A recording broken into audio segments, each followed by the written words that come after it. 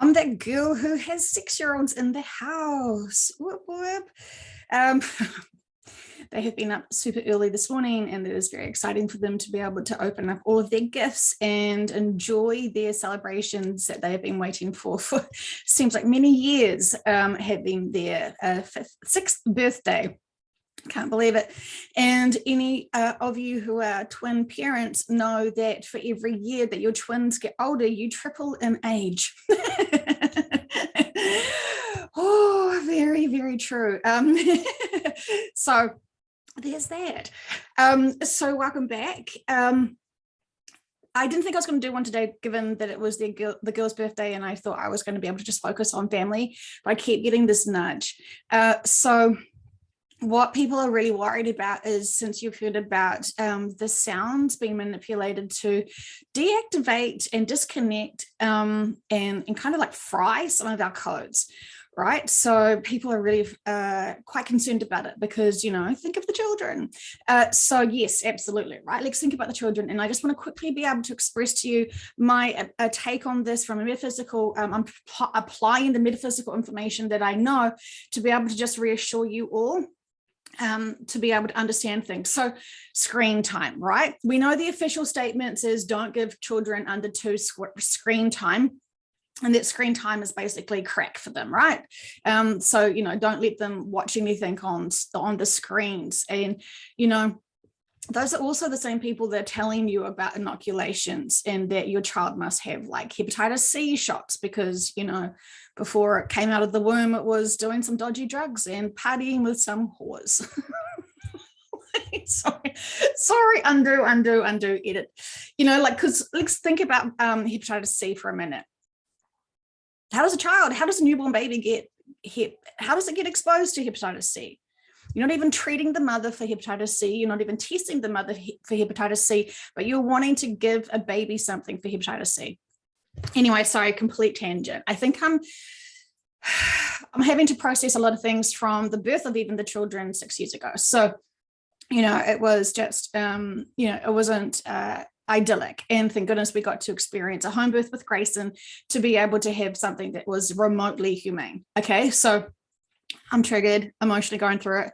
Bear with me. Getting back to screen time.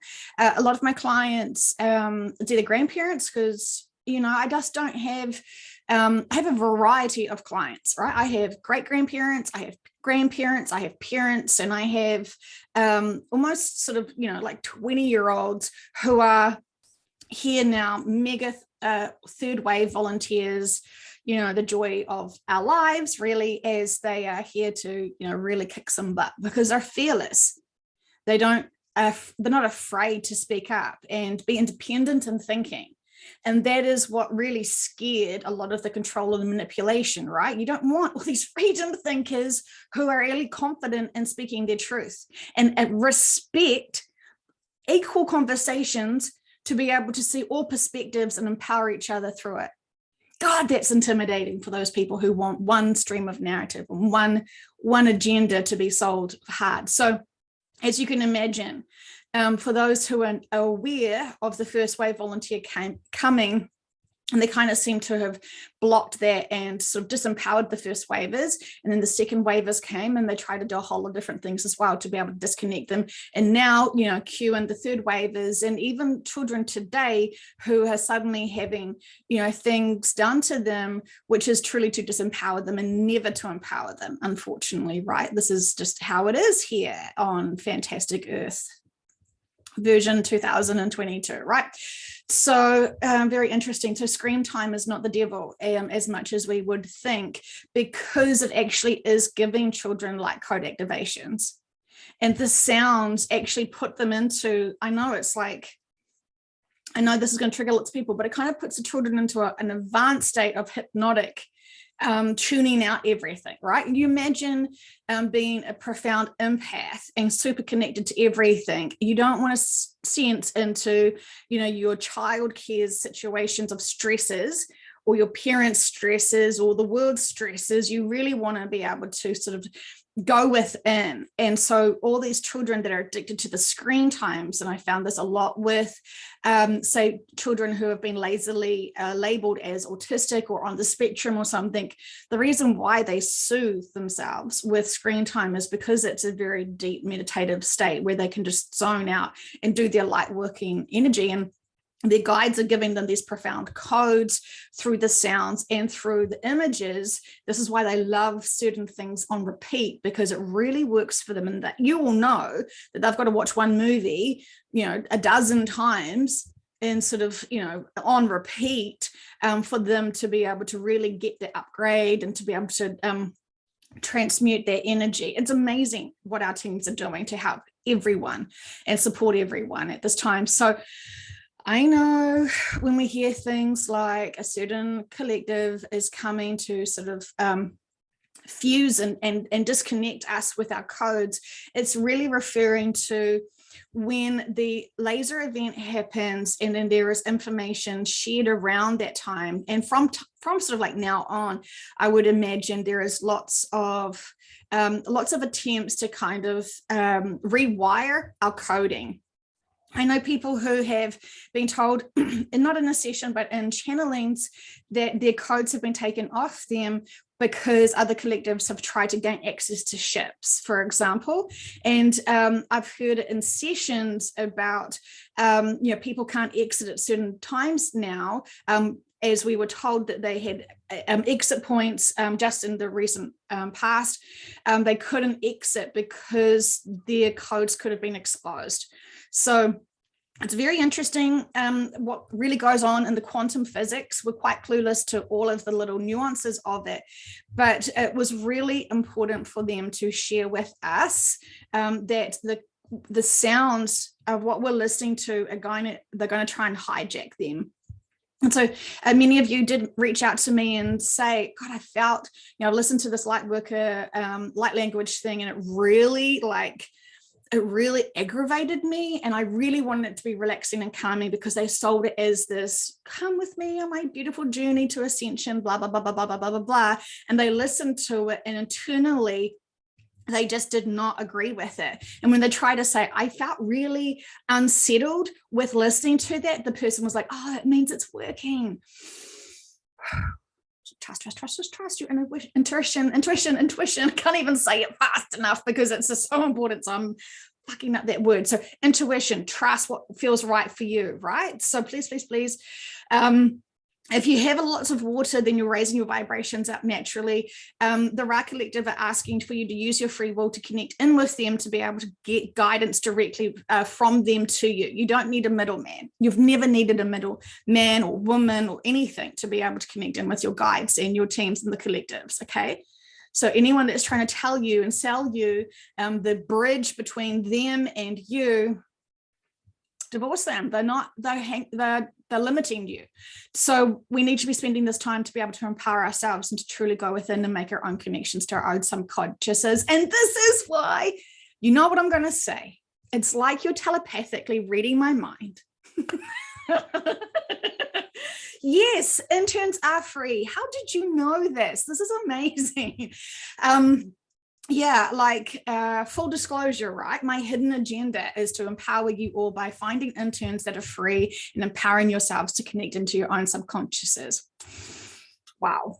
Yeah. So, you're in complete control of these sessions and you allow these sessions to flow through you, and you can design the questions you want the practitioner to ask. If a practitioner is giving you a list and telling you can only ask these certain questions, they're not the practitioner for you because they're cock-blocking all of your questions that you're burning and desire in you, right? True quantum sessions, especially QHHT sessions, you're allowed to ask anything you want, okay?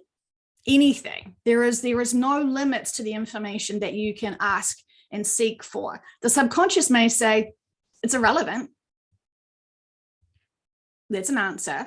It's an unfortunate answer, but the good practitioner would say, well, why is it irrelevant? Because my clients asked you to answer this, help them understand what is relevant to them. What is the most important thing they need to know now, this session? Thinking, well, you can't get access to it today, but maybe next session, they could see that you have listened to their information, you have applied their information, and now you get to get more information because you've done sort of your due diligence, your homework, your inner work to be able to focus on what's really holding you back or what you need to see in this perspective now to be able to get the next stuff, the bigger stuff for next time, right? So you don't just have one shot with these practitioners, you can have as many sessions as you need to be able to, empower yourselves, but you must be able to show your subconscious that you are growing with these sessions. Because if you're trying to just use them as skipping stones, thinking that you're just going to, I'll just do 5 sessions and I must be on the new earth right then, right? It doesn't quite work like that. So you don't want to cheat yourself. You can't beat and cheat the system. And I've seen many people try. It doesn't look good for them at all. It really doesn't. It's like the subconscious will, drag you back to then have to learn those lessons again and have those experiences again to really empower yourself through it. And yeah, it wouldn't be my choice, that's for sure. So there's that, but try it if you feel lucky. Okay, so kids, so what's happening is the kids have coming in with their own special codes that are unique. And when I had this session recently, and it was sort of, they said about the coding being, they're trying to hack into your coding. So when, when the shift happens and when these ships are here to collect us, we will not recognize the frequency and the vibrations of those crafts, of those ships, and we will not be able to feel intuitively to, cool, okay, this is happening now. I surrender in and I will go with them because I know it's time to move, it's time to shift, right? So because we've got those frequency codes, they've got those frequency codes, and the matching, we intuitively follow. But if we have got lots of broken code pieces because we've listened to lots of background noises that don't serve us, that are have been directly to disconnect us, it's going to be a challenge, right? So use your free will, ask for protection constantly, ask for any codes that no longer serve you to be released, because when we say we want everything to be released that no longer serves us, regardless of whether it's a person that no longer serves us, or a mindset that no longer serves us, or a perspective that no longer serves us, well, lots of swearing that no longer serves us. Sorry. I know I need to get a bit better vocabulary, but when I'm just so passionate about something, I'm too passionate about it, and I just want to express myself as fast as possible. And I'm in this challenge right now because I can feel so much pain and struggles with so many people who are still so confused about what's going on, and they haven't seen things from the bigger metaphysical perspective. And so they're terrified of water right now. They're terrified of a new variant right now. They're terrified of a lot of reactions right now. They're terrified of a war right now. They're terrified of food shortages right now. They don't know any real metaphysical perspective of why all of this is happening. And so they're just in this really scared place. And so, I would love everyone to be helped and supported, right? Everyone deserves to be helped and supported and just loved and reassured. They may not be able to hear the bigger information that we know. They may just need to have a hug and know that everything's going to be okay, that they are surrounded with people who actually care about them and who love them and understand that they're scared right now and they're not going to be judged and ridiculed for it. So, it's a choice that we get to make every day, how we treat our friends and family who are still struggling to understand why. It's on them to question why. It's on them to look and understand things from a different perspective, because that's their journey. All we need to do is just love them beside them and be, their biggest support team. Believe that they will work it out. They will work it out. We can share our truths and our experiences and our opinions, but we can't it's a fine line between shaking them awake versus just, lovingly be there for them. So anyway, it was really interesting because when I did that session where they're talking about the codes and the manipulation of it, I felt like Jesus again was like, this is how, when he was saying to people, I will come back and you'll know it's me, and he won't be in a body, he won't be in Jesus' body. He won't need to be seen as Jesus. It's going to be, you will feel him. You'll feel his energy. And that's what he was sort of saying, is that because now he's in his, his collective, he's on a ship. I know that sounds crazy. Jesus is on a ship, right? Spaceship, like that. Anyone new listening to this would be like, shit, she's crazy. But anyway, every time we've asked in a session, where are you now, Jesus? He said he's on the ship, right? So there's that. So while his consciousness is there, it can also be everywhere, right? So, it gets a bit sort of technically tricky to like pin him down. He's not on Google Maps. So anyway, people who have had great relationship with him and who know the high frequency of, the spirit, or like any sort of religious beings who they feel like they can connect into the higher divine realm of the Holy Spirit, or whatever, whenever you feel that liftment of it, that's you're actually kind of in tuning and aligning yourself in with the frequency of them. So you'll recognize his energy for those who work with him. And so that will be him and his frequency coming back. And a lot of people will just know it's time. It's time. They will not realize all of the steps to it, but they will realize that he has returned. And so they, again, won't see his physical flesh body, his carbon-based body that's long gone, but he could even appear to people who pray for him to have a sign to confirm this is it, this is it, this is it, because I will know intuitively. But regardless, once those moments appear and it's time for them to shift, it will be really empowering for them. They will not have any fear. They will intuitively know all is well. And they will just, it's like those codes then get activated and all is well. And it's a really beautiful thing. And it's super exciting what's coming, because it seems like a lot of people were just going to be too challenged to have a lot of other sort of like carnage and a lot of distractions and a whole lot of other stuff happening. So it seems like this is a softer, nicer, free will, go with the flow kind of thing, not having to think that you're going to experience big natural disasters, for example. So they've worked so hard on this. And it feels like when we ask them, how many times have you tried to attempt to actually make it work? They're just like, we can't count that high. It's a lot. They've practiced this a lot. They've tried to make it the most easiest way for us, that's the least traumatic and the most experiences and the most lessons to be had. Remembering some experiences are quite sort of traumatizing as we, are going through it. But it's all perspective. So that's why it's really good to be able to have the metaphysical perspective of it, to be able to just have that balance and neutrality and that mature approach to these things that are unfolding for us, with us. So the energy is really intensive right now. It's very high vibrational, which is a blessing, right? But for those people who have still got a lot of inner work to go through and to release and to expand from, it's quite intensive. So that's why it's been really nice to be able to sort of do our inner work along our journey, because those really powerful, intensive upgrades can look quite scary and quite intensive. So, go with the flow and trust that anything that is happening to you is happening for you, not against you. It's with you. It's a blessing. Trust, right? And that's when you really have to go within and know your teams are there supporting you. Sometimes they know we can cope with so much more than what our minds believe we can. So we'll get a profound upgrade that can scare the shit out of us, right? Like, it's like, oh my God, my body feels so freaking electric. Am I shifting? I feel so dizzy. I feel so nauseous. I feel so panicky. I actually start feeling scared, like all of those range of emotions as we're exploring it. They know we can handle so much more. So they're kind of pushing us along to get upgraded, to be able to hold more frequency, to be able to be prepared more, to grab more density from others that no longer serve them, to be able to transmute it out.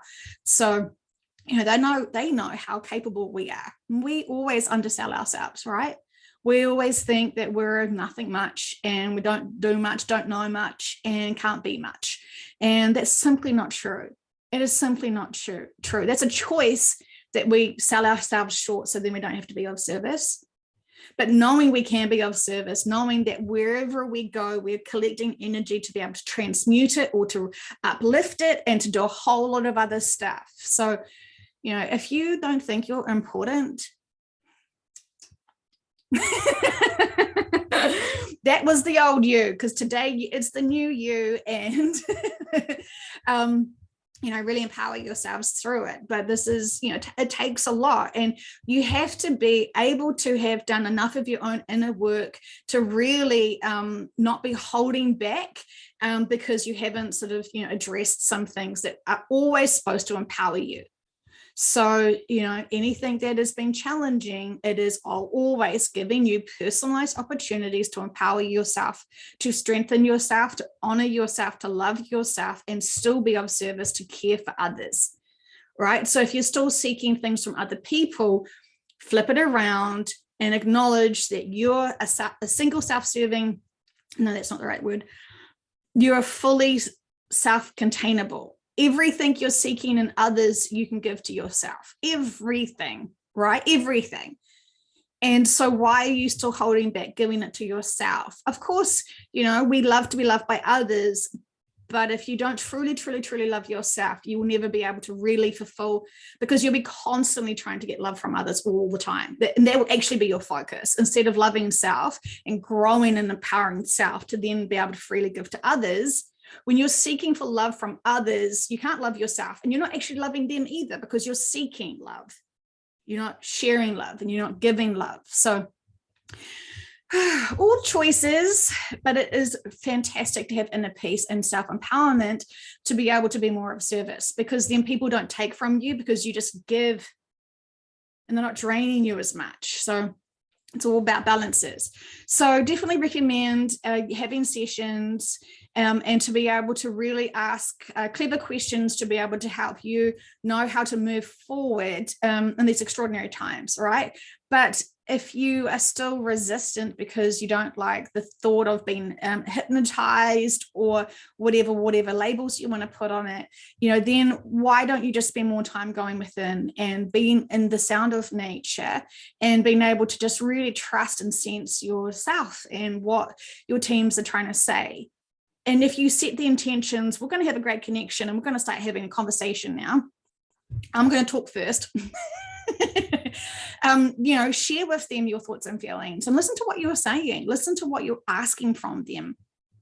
And is it truly possible for you to give it to yourself? Whatever you're asking from them, are you quite capable of being able to do it for yourself? Because they're not our sugar daddies, right? We've asked about that in sessions, and they've said, well, while we can do certain things to help you have those experiences, to gain that lessons and to advance yourself, because we actually are quite independent, and we wanted these life contracts to be able to master them for ourselves. We didn't come down here to then be bailed out heaps of times by them, because we don't really need them. As much as they're amazing, we're very, very, very capable of doing so much for ourselves. So, self-empowerment, my friends, it's very trendy, very trendy, very trendy. Okay, so, gosh, I hope that explained a little bit more about the coding. And we ultimately don't want to have any disconnects from the coding, right? We don't want to have any disconnects from our teams. So maybe just ask the senses, be given the senses of what it feels like. Instead of worrying about the shift and how is it going to be painful? Who's coming with me? What can I take? Blah, blah, blah, blah, blah. Just sense into what is the feeling you would want me to feel at the time of the shift. And just allow those feelings to come through, and just notice what you sense. If you sense peace and tranquility, fantastic. Fantastic. Now stop obsessing about the day of the shift or the time of the shift. No, you're going to sense that peace and tranquility. So go with it, trust it. And then now think about something else that's really significant to be able to ask them to be able to help you improve or unstuck or empower you. Fantastic times. Okay. Probably didn't mansplain what I was supposed to mansplain today, but if they feel like it's all good, it's all good. Okay. So love you guys. Have a fantastic day.